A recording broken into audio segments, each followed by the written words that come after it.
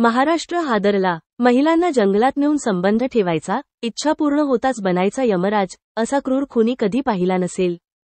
महाराष्ट्रातील जळगाव परिसरात पोलिसांनी एका सिरियल किलरला पकडलं आहे. हा आरोपी विवाहित महिलांना आपलं लक्ष्य बनवायचा. चला, तुम्हाला या सिरियल किलरची संपूर्ण कहाणी सांगतो. आज आम्ही तुम्हाला अशा एका व्यक्तीची कहाणी सांगणार आहोत, जो प्रथम विवाहित महिलांना आपल्या प्रेमाच्या जाळ्यात ओढायचा, त्यांच्यावर बलात्कार करायचा आणि नंतर त्यांचे जीव घ्यायचा. या भयंकर खुन्याचं नाव आहे अनिल सदाशिव. चला, तुम्हाला या क्रूर व्यक्तीची संपूर्ण कहाणी सांगतो. नेमकं काय करायचा? अनिल एक चतुर आणि क्रूर शिकारी, जो आपलं शिकार अत्यंत शातीरपणे निवडायचा. त्याचं लक्ष्य होत्या विवाहित महिला.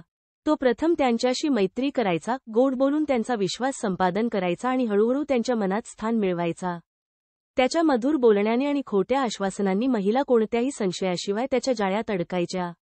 त्यानंतर अनिल या महिलांना निर्जन जंगलात किंवा डोंगराळ भागात घेऊन जायचा.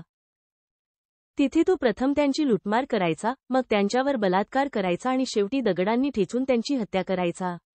मृतदेह तो जंगलाच्या खोलवर लपवायचा, जेणेकरून कोणताही पुरावा मिळू नये. तिसऱ्या शिकारीची तयारी करत होता. अनिलचा हे भयंकर काम तेव्हापर्यंत चालू होते, जोपर्यंत एका महिलेने त्याच्या क्रूरतेचा पर्दाफाश केला नाही. त्या दिवशी अनिलने आणखी एका महिलेला आपल्या जाळ्यात फसवलं होतं. तो तिला एका निर्जन जंगलात घेऊन गेला, जिथे त्याने आपले खरे हेतू उघड केले. पण यावेळी त्याचं नशीब त्याला साथ देईना. जेव्हा त्याने त्या महिलेवर हल्ला करण्याचा प्रयत्न केला, तेव्हा त्या महिलेने धैर्य दाखवलं आणि त्याच्या पकडीतून सुटून पळण्यात यश मिळवलं. तिची ओरड ऐकून आजूबाजूचे ग्रामस्थ धावत घटनास्थळी पोहोचले. ग्रामस्थांनी अनिलला घेरलं आणि त्याला पकडलं. त्यानंतर पोलिसांना माहिती देण्यात आली आणि अनिलला ताब्यात घेण्यात आलं. पोलिसांच्या प्राथमिक तपासात असं समजलं की अनिलने गेल्या एका महिन्यात किमान 2 महिलांची हत्या केली होती. त्याने दोन्ही मृतदेह जंगलात फेकले होते, जिथे पोलिसांनी शोध घेतल्यानंतर 2 मृतदेह सापडले. पोलीस अधीक्षक महेश्वर रेड्डी यांनी सांगितलं की सर्वप्रथम जून महिन्यात शोभाबाई रघुनाथ कोळी यांचा मृतदेह सापडला होता.